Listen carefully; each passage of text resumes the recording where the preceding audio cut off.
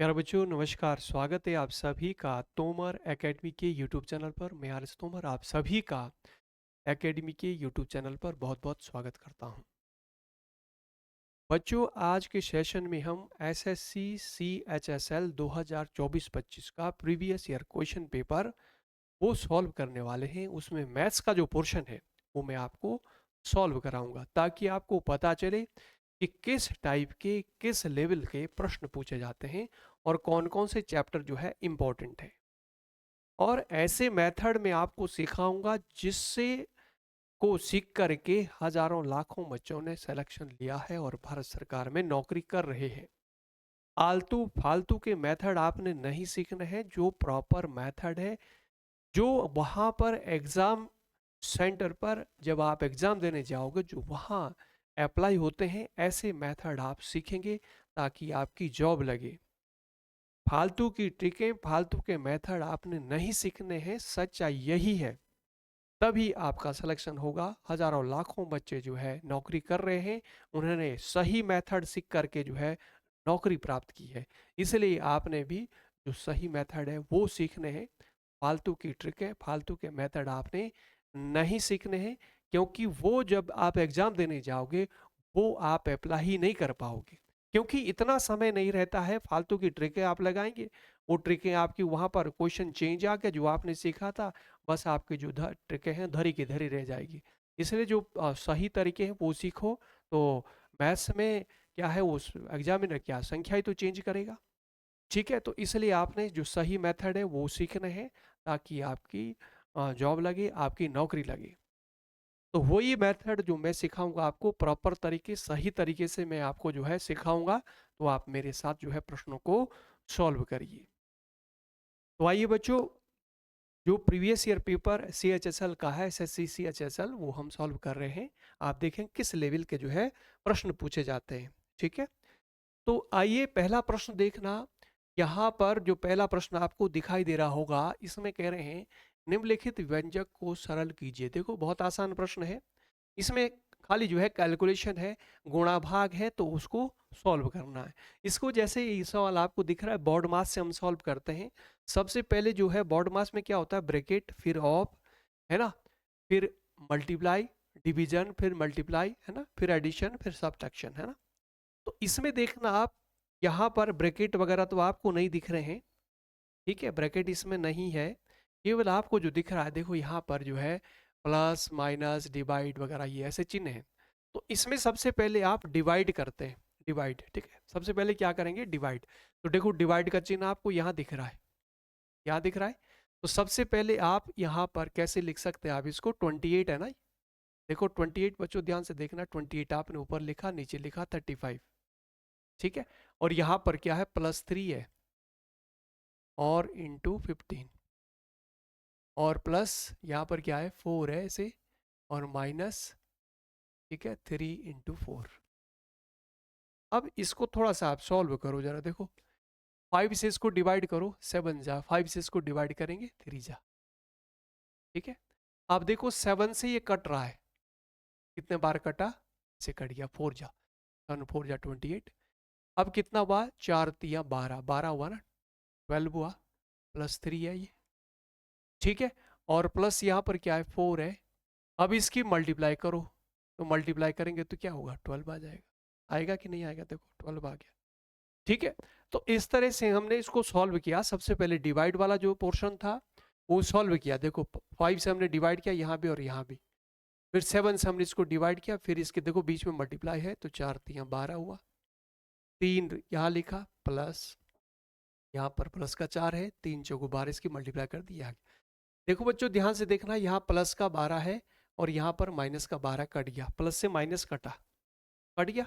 यहाँ पर हमारे पास देखो प्लस का 3 है, प्लस का 4 है, ये प्लस का 3 है, ये प्लस का 4 है, तो प्लस का 3 और 4 कितना हुआ, प्लस का 7 हुआ। तो 7 आ गया आपका फाइनल आंसर। बस यही आपका आंसर है।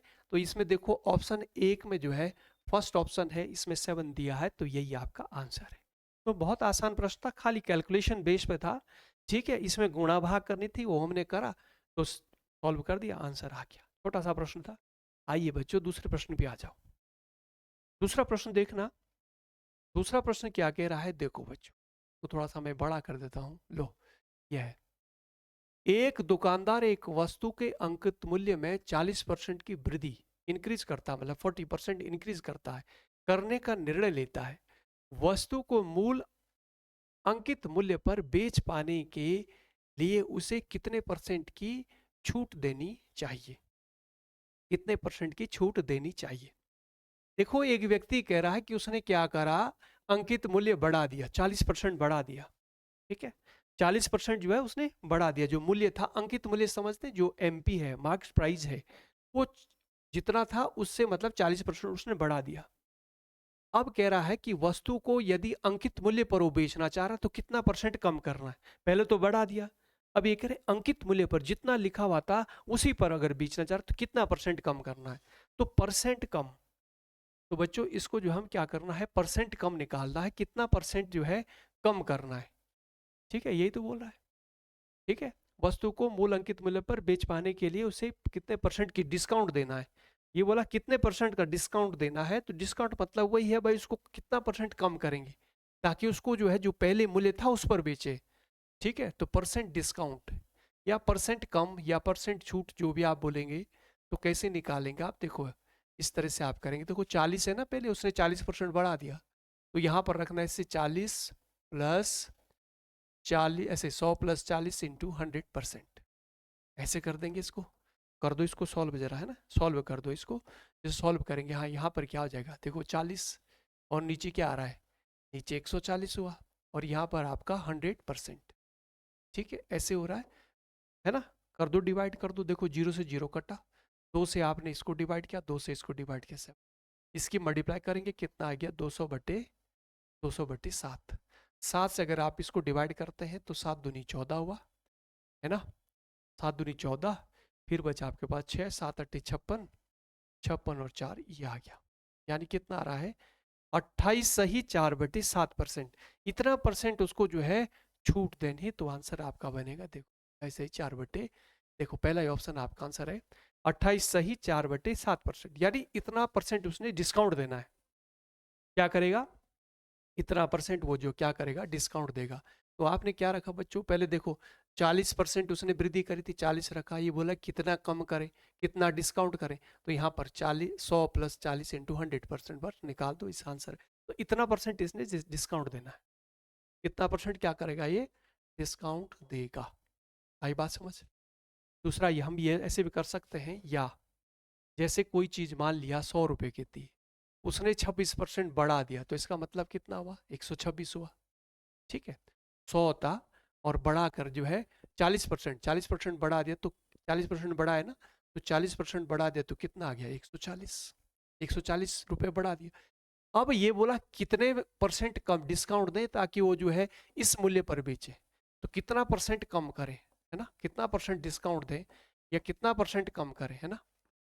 ठीक है, तो यहाँ पर ऐसे रखना 140 माइनस, यहाँ पर रखना 100/140 इंटू 100%, ऐसे भी लिख सकते हैं।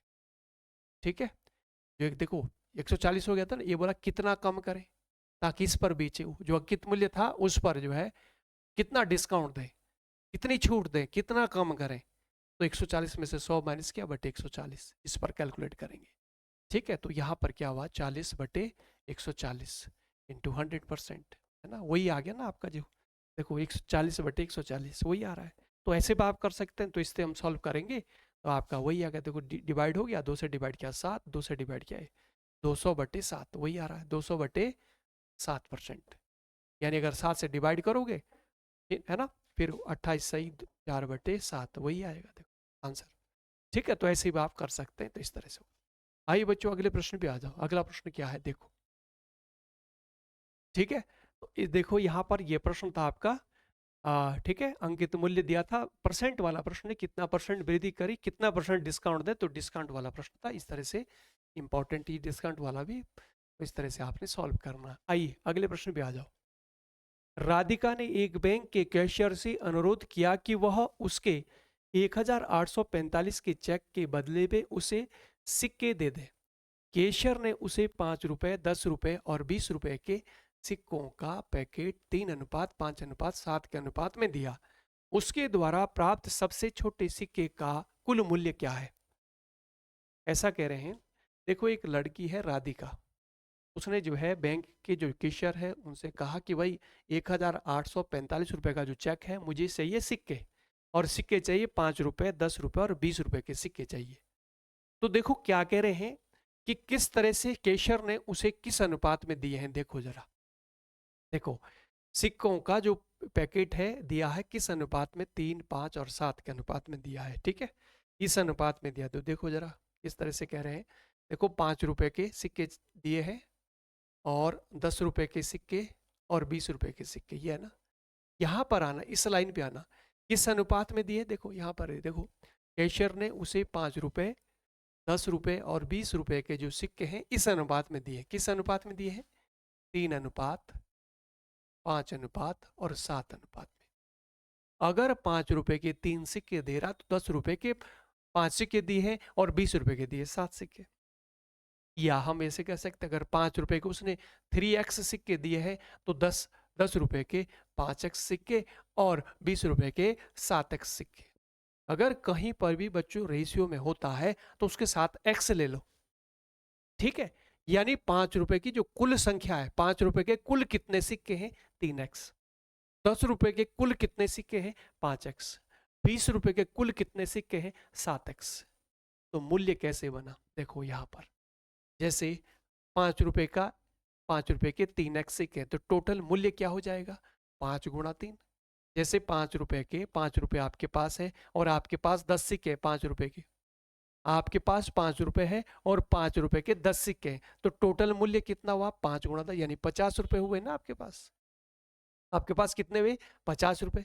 वही तो आपके पास है। अगर 5 रुपए आपके पास है और 5 रुपए आपके पास कितने, 3x सिक्के हैं, तो टोटल मूल्य क्या होगा, 5 के गुणा कर देंगे, कितना हुआ, 5 या 15x, यानी ये मूल्य बना।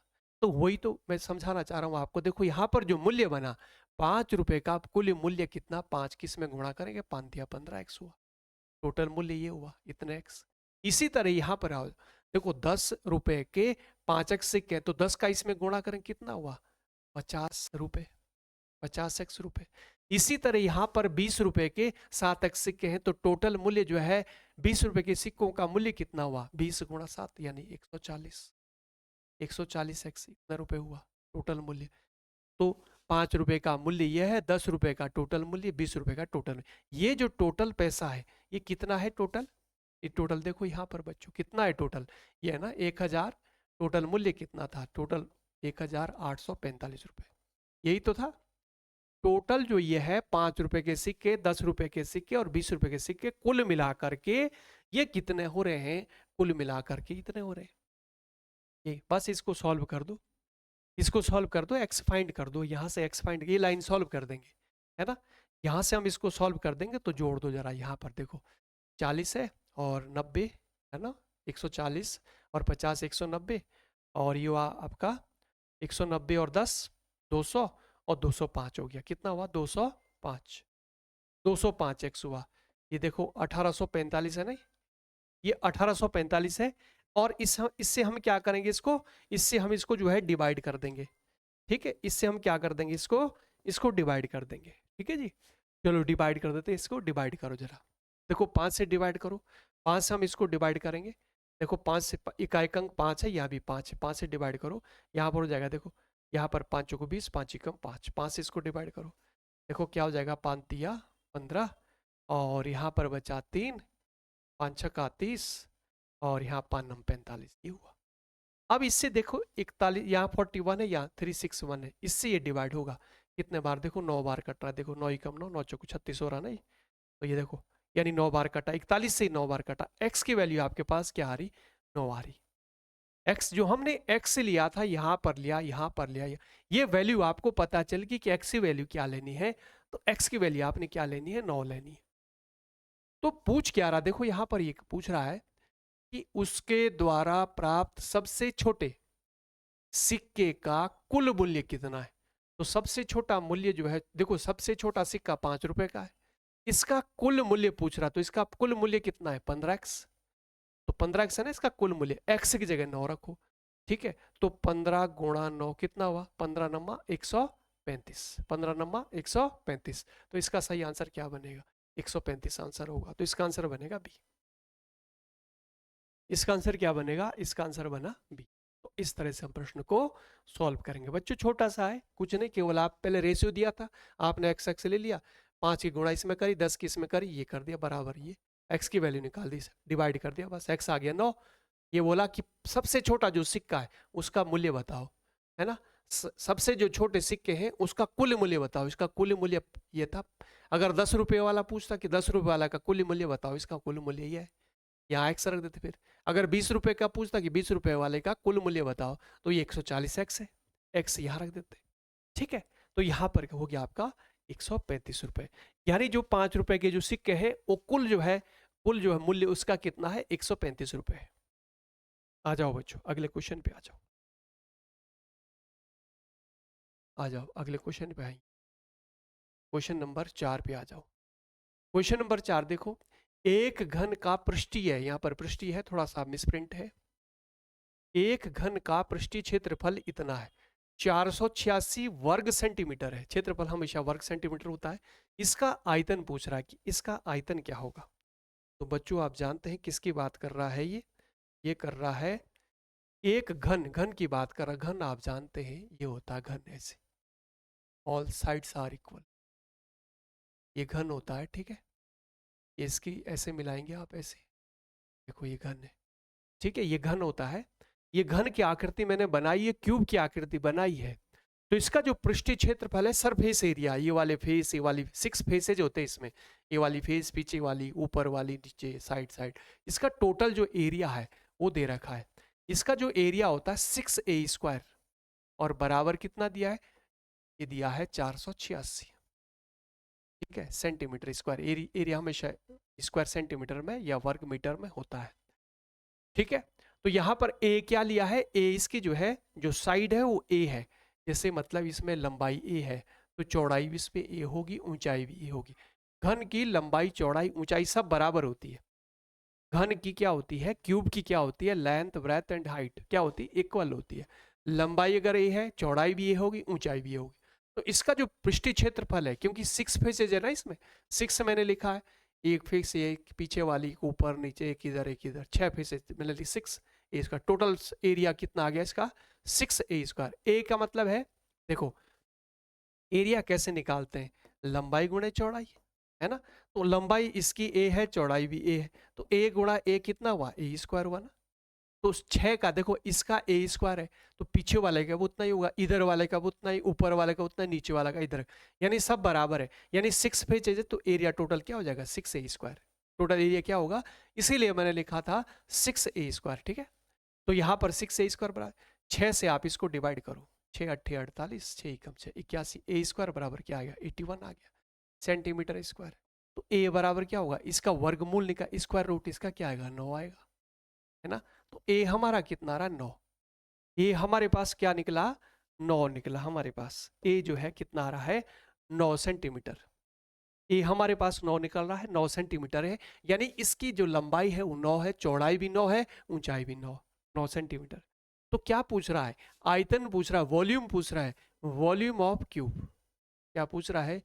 Volume of cube. ठीक है, घन का आयतन पूछ रहा है। तो घन का जो आयतन है उसका फॉर्मूला क्या होता है? लंबाई गुणा चौड़ाई गुणा ऊंचाई। तो इसमें लंबाई, चौड़ाई, ऊंचाई सब बराबर है। यानी हम ये भी कह सकते हैं, ए क्यूब भी हम कह सकते हैं, है ना। 1 2 3 बार है ना, तो ए क्यूब हो गया। यानी यहाँ पर क्या होगा? यानी 9 × 9 × 9। लंबाई, चौड़ाई, ऊंचाई क्या देखो 9 आ रही ना, तो 3 बार लिखेंगे। 9 9 में 81 नम्मा कितना हुआ? कितना हुआ? 81 नम्मा। 9 एकम 9, 9 अट्ठे 72, ये हुआ। तो आपका आंसर क्या बनेगा? देखो यहाँ पर सेंटीमीटर, इसकी पावर भी 3 चढ़ेगी, 3 है ना पावर, तो इसके ऊपर भी 3। घन सेंटीमीटर या क्यूब सेंटीमीटर, तो यहाँ पर 729 ये आंसर बनेगा। देखो आंसर क्या बनेगा आपका? 729 घन सेंटीमीटर या क्यूब सेंटीमीटर। तो हमेशा जो आयतन होता है, क्योंकि इसमें लंबाई, चौड़ाई, ऊंचाई तीनों होती है ना, तो इसलिए 3 पावर आएगी। ठीक है, आयतन हमेशा घन सेंटीमीटर में, तो इतना निकला इसका। तो ऐसे निकालते हैं बच्चों, समझ आ रहा होगा फॉर्मूला। तो देखो मेंसुरेशन का प्रश्न है, घन घन, आप देखो ये घन वाला था, कभी घन वाला प्रश्न पूछता है, कभी शंकु, कभी जो आपका बेलन है, ठीक है, गोला है, तो इसमें से प्रश्न जो है पूछ देता। तो यहाँ पर जो है किसे पूछा था, यहाँ से प्रश्न पूछा था घन से। तो इस तरह से हम निकालते हैं। घन का जो पृष्ठीय क्षेत्रफल होता है 6a², ठीक है। सरफेस एरिया, सरफेस एरिया जो होता है वो क्या होता है, सरफेस एरिया का जो फॉर्मूला याद रखना, surface area of cube, surface area of cube क्या होता है 6a², जो मैंने अभी लिखा। और वॉल्यूम निकालेंगे, वॉल्यूम ऑफ क्यूब, ठीक है। घन का जो वॉल्यूम होता है वो a⁴ होता है, ठीक है। पृष्ठीय क्षेत्रफल 6a² और आयतन कैसे निकालते हैं a³, इस तरह से ये फॉर्मूला आपको आनी चाहिए, इस तरह से निकालते हैं, ठीक है। इस तरह से हम क्या करते हैं, ये निकालते हैं, ठीक है। आ जाइए, आ जाओ जरा आगे, अगले क्वेश्चन पे आ जाओ। लो बच्चों, अगला क्वेश्चन कर लेते हैं, एक और कर लेते हैं। बाकी तो हम ऐसा करेंगे ना, थोड़ा थोड़ा करके सॉल्व करेंगे, ठीक है। लो ये प्रश्न देखो जरा, इसको सॉल्व करते हैं।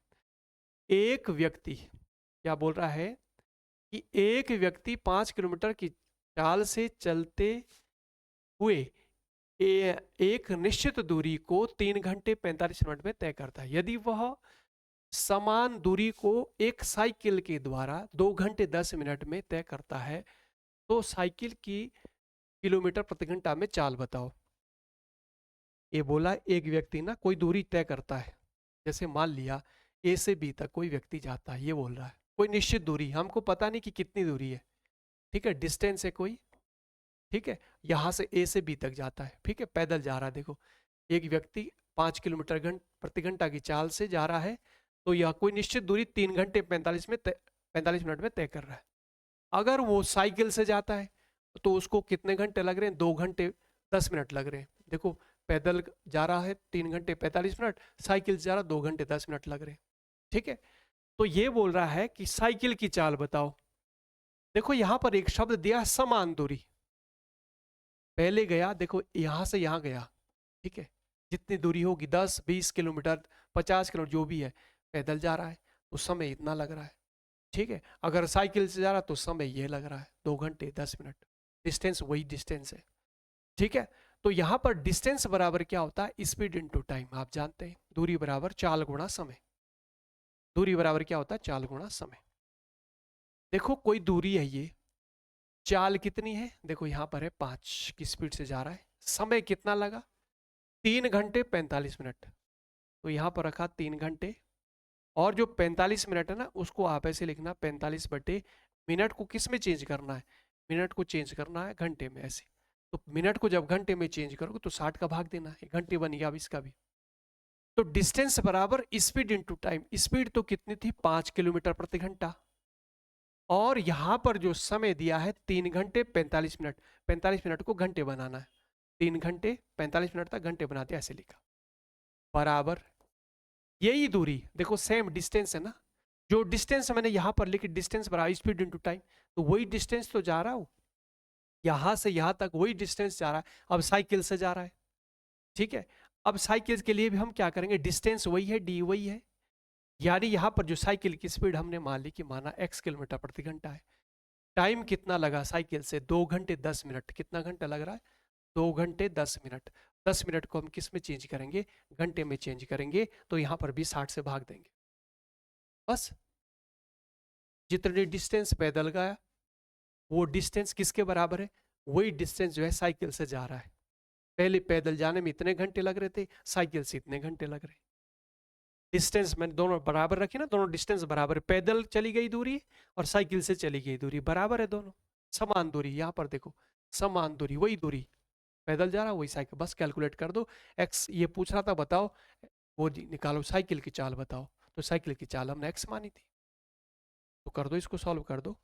लो 15, देखो 15 × 45, 15 × 4 = 60, कितना हुआ देखो 4 × 12 और 3 15/4, ऐसे करना है स्क्वायर, ठीक है। 4 × 12 और 3 15/4, और यहाँ पर क्या 5 गुणा, इधर आ जाओ, यहाँ पर x गुणा ये कितना हुआ, कट गया ऐसे, 6 दूनी 12 और 1 13, कितना 6 दूनी 12 1 13 हुआ ना, 13/6 ऐसे हुआ, ठीक है। अब हमें जो है x निकाला, देखो आप क्या करेंगे, देखो डिवाइड कर सकते हैं, यहाँ पर क्या करो डिवाइड कर दो, देखो 2 से मैंने नीचे डिवाइड किया, 2 से यहाँ डिवाइड किया, 3 आ गया, ठीक है, बाकी नहीं कट रहा। आप देखो तो इसके गुणा का देखो, ये तो जाएगा क्रॉस मल्टीप्लाई पे इधर, ये 13 जाएगा इधर, इधर रह जाएगा केवल x रह जाएगा। तो ये इधर आएगा, ये इधर आएगा, इसके साथ ही कि इधर ये बचा हुआ। ठीक है, तो यहाँ पर देखो क्या हो जाएगा, यहाँ कर देता हूँ मैं। देखो 13 दूनी 26, नीचे तुम्हारा 26 आ रहा है। ठीक है, देखो 13 दूनी 26 हुआ, ये इधर जाएगा तो 3 पंजे 15, 15 गुणा 15 कितना हुआ 225, और इधर हमारे पास क्या बच रहा है x, तो x बराबर ये आ गया, यानी साइकिल की चाल ये आ गई। ठीक है, 225 बटे 26, तो 26 से इसको भाग कर दो, 26 से जब हम भाग करेंगे ना 225 को, देखो तो कितने बार जाएगा, लगभग 8 बार। देखो 8 छके 48 का 8 4, 8 दूनी 16 और 4 20। ठीक है, कितना हुआ 208, माइनस करो 7 17, यानी 8 सही 17 बटे ये कितना आएगा, 8 सही 17 बटे 26, ये आंसर आ। ठीक है, तो साइकिल की जो चाल है साइकिल की चाल क्या होगी, 8 सही 17 बटे 26। तो इसका आंसर देखो ये तो नहीं है, ये भी नहीं है, 8 वाला ये ऑप्शन है। ठीक है, 8 सही 17 बटे 26, तो ये तो आंसर बनेगा आपका सी। इस तरह से प्रश्न को सॉल्व करना। तो बच्चों अभी हमने प्रश्न सॉल्व किए, है ना, 4-5 प्रश्न हमने सॉल्व किए। ठीक है, देखो अभी हमें जो है, जो हमने सॉल्व किया, ये देखो, है ना, टाइम एंड डिस्टेंस से था। ठीक है, टाइम एंड डिस्टेंस से हम प्रश्न सॉल्व किया। इससे पहले ये मेंसुरेशन में से था, है ना, जो घन वाला प्रश्न था। ठीक है, इससे पहले इस देखो यहाँ पर जो है अनुपात में से प्रश्न था, अनुपात समानुपात, रेशन प्रोपोर्शन। फिर आपका डिस्काउंट में से प्रश्न था, एक कैलकुलेशन थी यहाँ पर खाली, गुणा भाग से संबंधित था। तो इस तरह से जब बच्चों आप प्रश्न जो है सही तरीके से, सही मेथड से आपने प्रश्न को सॉल्व करना। अगर आप इस तरह से सॉल्व करोगे तो निश्चित रूप से आपकी जॉब लगेगी। फालतू की ट्रिकें सीखोगे, फालतू के मेथड सीखोगे, तो आप जो है अप्लाई ही नहीं कर पाओगे वहाँ पर, क्योंकि इतना समय नहीं रहता है। ठीक है, और क्योंकि डिटो प्रश्न नहीं आते, थोड़ा चेंज करके, संख्या चेंज करके, थोड़ा जो है लैंग्वेज होती है उसको चेंज करके जो है हर बार जो है अलग अलग टाइप के प्रश्न आते हैं। तो इसलिए जैसा वो प्रश्न कह रहा है उस हिसाब से आपने सॉल्व करना है, जो बेस्ट मेथड है उसे आप सॉल्व करेंगे। ठीक है बच्चों, तो आज तो हम देखो थोड़ा सा मैंने आपको ये बताया कि एसएससी सीएचएसएल में किस टाइप के प्रश्न पूछे जाते हैं। तो इस टाइप के जो है प्रश्न होते हैं 10+2 में। ठीक है, एसएससी 10+2 में। तो ये आपका जैसे सीजीएल होता, तो सीजीएल के बाद जो है इसके आपका जो 10+2 का एग्जाम होता है, तो ये अच्छा एग्जाम है, इसमें आप जो है नौकरी पा सकते हैं और भारत सरकार में आपको नौकरी मिलेगी। इसके नीचे फिर एमटीएस होता है। ठीक है, बाकी बस जैसे आपका सीपीओज है, सीपीओज में आपका अगर एसआई बनना चाह रहे हैं, जैसे दिल्ली पुलिस में एसआई है, बीएसएफ में है, सीआईएसएफ में है एसआई। ठीक है, तो उसका पेपर भी मैं सॉल्व कराऊंगा। ठीक है, सीजीएल के भी, अगर सीजीएल के भी जो है 2 क्लासें मैंने ली है, तो इसमें आप तोमर कोचिंग के यूट्यूब चैनल पर जो है आप ज़रूर देख सकते हैं। सीजीएल की मैंने क्लासें जो है उसमें ली है, 2-3 जो है क्लासें मैंने उसमें लिए, थोड़े थोड़े प्रश्न जो है मैं सॉल्व करा रहा हूँ, ताकि आपको पता चले किस टाइप के, किस लेवल के प्रश्न जो है पूछता है। तो अगर आप एसएससी की तैयारी कर रहे हैं तो आप जो है ये ज़रूर क्लासें देखें और इस चैनल से ज़रूर जुड़ें, आपकी तैयारी बेहतर होगी, मैं आपको बढ़िया तैयारी करा दूंगा। बाकी फिर जो चैप्टर वाइज है वो भी हम जो है साथ साथ में फिर आगे जो है चैप्टर वाइज भी करते रहेंगे। ठीक है, अभी हम ऐसे अभी देख रहे हैं कि ताकि किस टाइप के जो प्रश्न पूछ रहे हैं, आपको ये जरूर देखना चाहिए, प्रीवियस ईयर पेपर जरूर देखना चाहिए। तो इस तरह से आप सॉल्व करें, जो बेस्ट मेथड है, बेस्ट तरीके हैं, वो मैं आपको बता रहा हूँ, दिखा रहा हूँ। अगर आप पहली बार चैनल पे आए हैं, देख रहे हैं, तो ज़रूर आप चैनल को सब्सक्राइब कर दें, लाइक कर दें और दोस्तों में जो है शेयर भी ज़रूर कर दें। ठीक है बच्चों, फिर आज आपसे जो है यहीं पर जो है मैं क्लास का समापन कर रहा हूँ, विदा आपसे लेता हूँ और फिर अगली क्लास में मिलते हैं। तब तक के लिए जय हिंद, जय भारत।